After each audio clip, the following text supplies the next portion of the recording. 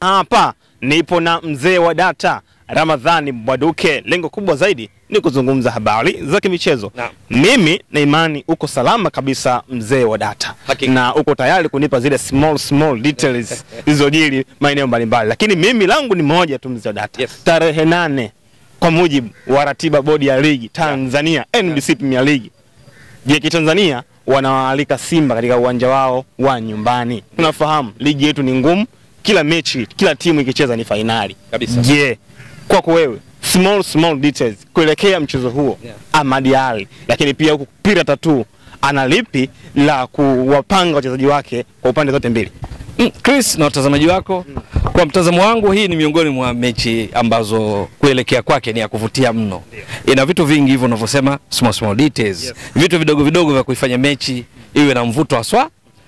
Moja wapo ni juu ya uwanja Meja Jenerali Isamuhyo. Tunafahamu klabu nyingi zikifika pale kucheza dhidi ya wenyeji JKT Tanzania huwa zina struggle, zinahangaika. Huwa sio uwanja mwepesi. Na sababu moja wapo uwanja Meja Jenerali Isamuhyo ndio uwanja mkubwa kuliko vyote eneo la kuchezea nchini. Hili unapaswa kujua wewe na watazamaji wako. Sasa kwa ufupi tu, Meja Jenerali Isamuhyo eneo la kuchezea ndio uwanja mkubwa kuliko viwanja vyote nchini. Wa Mkapa wingi wala mwingine wote unaojua. Sasa baadhi ya timu huwa zinakumbana na hali ya kucheza kwenye ile wenyewe wanaita beseni. Liwanja lipana haswa, uwe na mapafu ya kutosha katika kukabiliana na JKT Tanzania. Hiyo inaweza kawa sababu moja wapo. Lakini sababu nyingine ya kufanya mechi ya kuvutia kuelekea mchezo huu ni kwamba wekundu wa Msimbazi Simba wana kocha Dimitar Pantev ulitoka kumuelezea. Unamwita nini? Anacheza Pira Tattoo.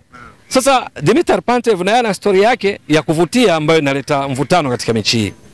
Ni kwa sababu gani? Kabla ya kutambulisha kwa Dimitar Pantev kama meneja wa klabu ya wekundu wa Msimbazi Simba akitekeleza majukumu ya ukocha, tunafahamu taarifa zilieleza kwamba Simba walifanya approach, walimhitaji kocha wa sasa wa JKT Tanzania. Tunazungumzia Ahmad Ally. Lakini taarifa zinaeleza kwamba Simba walimhitaji awe kocha msaidizi.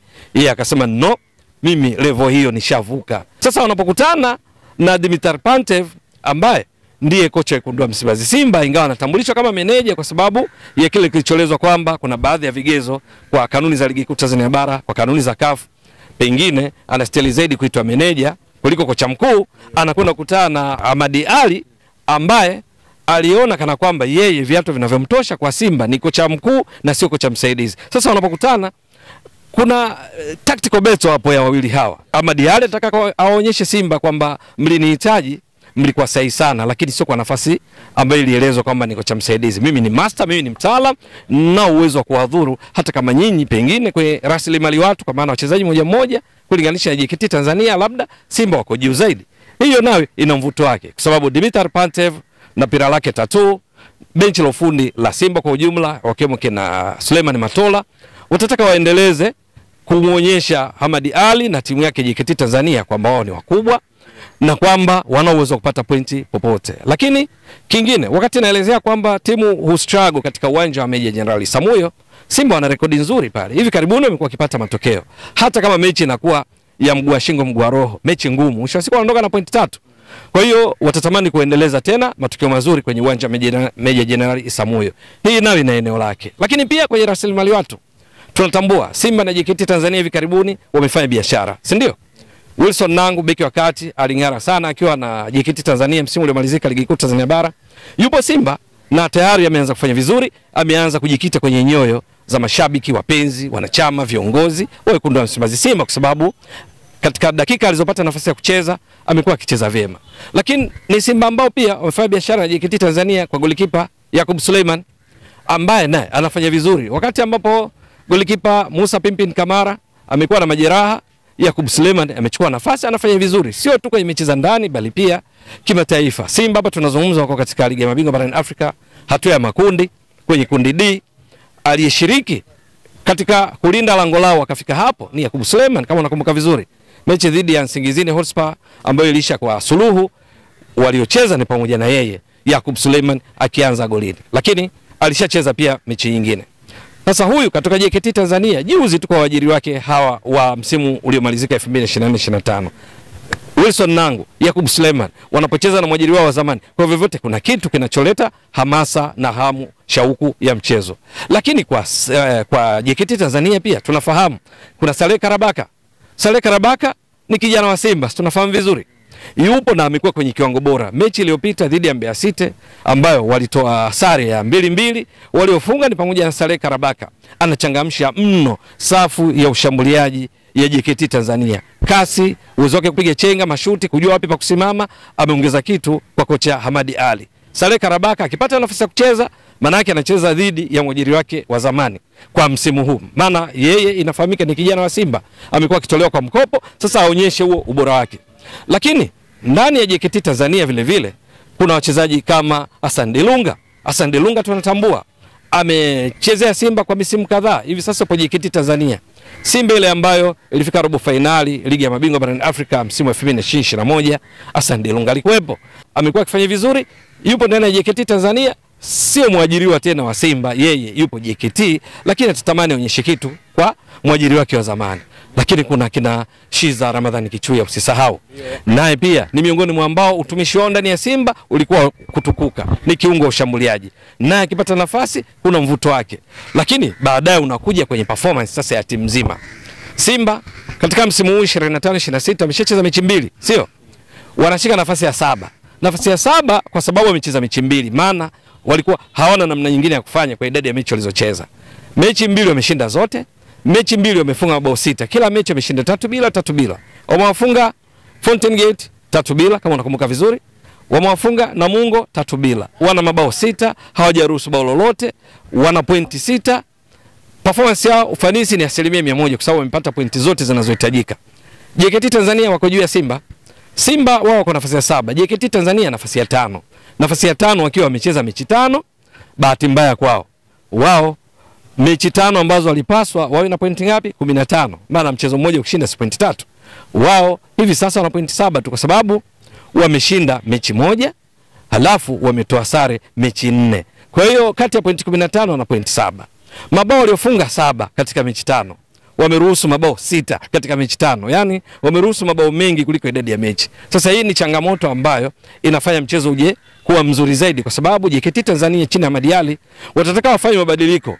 Mwenendo wao wa kusuasua sio nzuri sana, sio mbaya, lakini sio nzuri sana kwa sababu ya idadi ya pointi zinazokuambia ni chini ya 50%, kupata pointi 7 kati ya 15, lakini wanafunga mabao 7 alafu wanaruhusu 6, maana yake wanaruhusu mabao zaidi ya idadi ya mechi. Mechi 5 wanaruhusu mabao 6. Kwenye mechi hii watataka waboreshe eneo hilo ili kuona wanachuana vipi. Kingine ni tactical approach, tunataka kuona mfumo wa timu zote, formations wanaenda vipi. Hamadi Ali katika baadhi ya mechi zake amekuwa akitumia baada ya golikipa ambaye ni Ramadhani Chalamanda alomtoa Kagera Sugar, anakuwa na walinzi 4, halafu anakuwa na viungo 4 na washambuliaji 2. Katika baadhi ya mechi washambuliaji 2 pale unamkuta Paul Peter Kasunda ni miongoni mwa wale wanaoanza, halafu kuna Valentino Mashaka ambaye ni kijana wa Wekundu wa Msimbazi Simba, msimu uliopita ametumikia Simba. Huyu naye ni mvuto mwingine, ni mshambuliaji. Akipata nafasi ya kucheza kusengama, Valentino Mashaka atataka waonyeshe Simba kwamba yeye yuko vizuri na kwamba wanamisi kitu kutoka kwake. Lakini katika baada ya golikipa Chalamanda, miongoni mwa walinzi wake yupo Wahabi Hassan, ni miongoni mwa walinzi wake pale wakati walinzi wake yupo David Bryson, ni miongoni mwa walinzi wake yupo Pasco Musa katikati. Lakini vile vile ukienda pembeni kuna Anuari Kilemile, miongoni mwa mabao alifunga ni assist yake katika mechi dhidi ya Mashujaa, mechi walitoka sare ya 1-1. Cross alipiga yeye, bao kafunga Paul Peter Kasunda. Lakini katika viungo yupo Saidi Ndemla, mchezaji mwingine wa zamani wa Simba. Nazidi kutajia wachezaji waliopita Simba ambao wanazidi kufanya mechi iwe na mvuto. Yupo pale kati. Kwa hiyo unaona mfumo wa 4-4-2 ambao kama mwalimu akiamua kuna wachezaji kadhaa wenye nasaba, vijinasaba na Simba, inazidi kufanya mechi iwe nzuri. Lakini kwa mwalimu Dimitar Pantev, meneja, na Suleiman Matola, wao watakuja vipi? Mara nyingi mfumo mama wa Dimitar Pantev huwa ni baada ya golikipa. Hili unaloita pira 3. Ni kwamba baada ya golikipa anakuwa na walinzi 4, halafu ana viungo 3, washambuliaji 3. Wanapocheza mara nyingi wao ni dominant, wanatawala mchezo. Mara nyingi wanacheza katika nusu ya pili ya uwanja, kumfanya mpinzani asipate nafasi ya kuanzisha mashambulizi kutokea eneo lake, kumfanya mpinzani viungo wake wa ubunifu wasipate nafasi ya kubuni kwa sababu wanajikuta wanaungana na walinzi wao kuhakikisha wanakuwa salama. Kwa muda mwingi badala kutengeneza mipango mkafunge, ukicheza na Simba ukakumbana na ukaingia kwenye mfumo wa Dimitar Pantev wa hilo Pirata 2, unaweza kujikuta wewe muda mwingi unapambana kuhakikisha uwe salama badala ya kutengeneza mipango kwenda kuwafunga. Katikati kuna wachezaji wenye kiwango bora sana, kina Yusuf Kagoma. Viungo ushambuliaji kuna kina Kibu Dennis Prosper, ni juu yake mwalimu kina Dimitar Pantev na Matola watumie yupi, lakini kuna Elim Panzu Kibisawala, wana Neo Maema, wana Morris Abraham, wamekuwa kwenye kiwango bora sana tangu hatua akitoka barani Ulaya. Kama unajua vizuri anatoka katika klabu ya Subotica kule Serbia, yupo kwenye kiwango bora. Lakini wana Jonathan Soa ambaye mechi ya kwanza dhidi ya Fountain Gate ni miongoni mwa waliofunga. Kwenye eneo lao la ushambuliaji mbali na Jonathan Soa, wanaye pia Steven Dese Mukwala, wanaye pia Selemani Mwalimu. Mwalimu naye ameshafunga katika mechi iliyopita waliowafunga Namungo, naye amefunga. Kwenye walinzi wao wakati ni miongoni mwa silaha zao katika kufunga. Rushan De Reuck amekuwa kingara sana kwa jukumu lake la kuzuia, ana anticipations nzuri za kukadiria mpira upo wapi afanye nini. Kuingia uvunguni kucheza mpira bila kusababisha madhara, lakini pia kupiga pasi ndefu zile za kutoka eneo moja hadi nyingine zinazofika. Yaani Simba wana uwezo wa kupiga pasi zikavuka mistari ya ulinzi ya timu pinzani mpaka kufikia mshambuliaji wao wakati kule juu, au anayetokea pembeni labda Kibu au Elim Panzo au Jasha au akiwa pembeni, vyovyote vile kupitia kwa walinzi wao akiwemo Rushan De Reuck. Lakini hawa walinzi wa Simba wameonyesha msimu huu ni miongoni mwa silaha zao katika kufunga. Rushan De Reuck mechi 2 na mabao 2. Alifunga mechi dhidi ya Fountain Gate, kafunga mechi dhidi ya Namungo. Pengine atataka aendeleze uhondo huu wa kucheka na nyavu kwenye mipira ya kutenga, hasa Rushan De Reuck katika mechi dhidi ya JKT Tanzania. Shamu Karabu amefunga katika mechi dhidi ya Namungo. Lakini hata Abdulrazak Hamza msimu ameshafunga, ingawa yeye ni majeruhi. Hatarajiwi pengine akawa miongoni mwa wale wa kufikiriwa katika mechi hii, lakini akiwepo naye ni mfungaji mzuri. Lakini kumbuka wana Shomari Kapombe, lakini wana Anthony Mligo kuja na kiwango kizuri kama beki wa kushoto.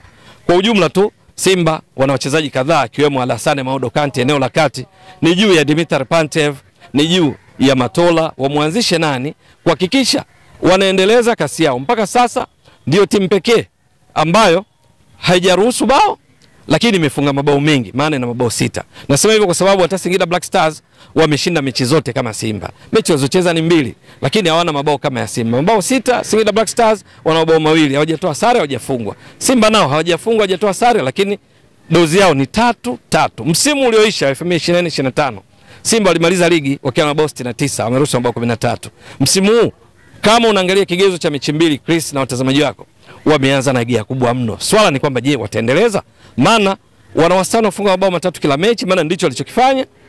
Inatarajiwa sasa katika mechi hii dhidi ya JKT Tanzania kuwa na ukali wa aina yake, kwa sababu watatamani kuendeleza dozi hiyo. Msimu uliopita wakati wanafunga mabao 69, bingwa mtani wao jadi alimaliza mabao 83. Simba watatamani na wao wapandishe daraja la ufungaji, upachikaji mabao. Msimu uliopita walianza pia Fountain Gate walifunga mabao kuna Tabora United walifunga mabao 3, Fountain Gate walifunga mabao 4, wakaja wakacheza na Azam walishinda 2-2. Yani msimu uliopita zile mechi za mwanzo zile. Msimu huu wameanza na 3-3 dhidi ya JKT Tanzania.